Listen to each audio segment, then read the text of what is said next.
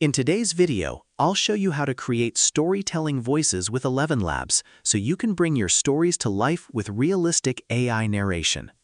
Whether you're creating short stories, audiobooks, animations, or dramatic narrations, choosing the right voice can make your content much more engaging for listeners. First, sign into your ElevenLabs account and open the text-to-speech section. This is where you'll create your storytelling narration. Next, choose a voice that matches the mood of your story. A warm and calm voice works well for bedtime stories, while a more expressive voice can add excitement to adventure or mystery scenes. Now prepare your story and paste it into the text editor.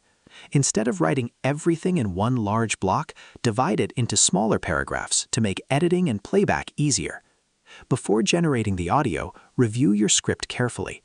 Proper punctuation and natural sentence structure help the AI create smoother pacing and more expressive narration.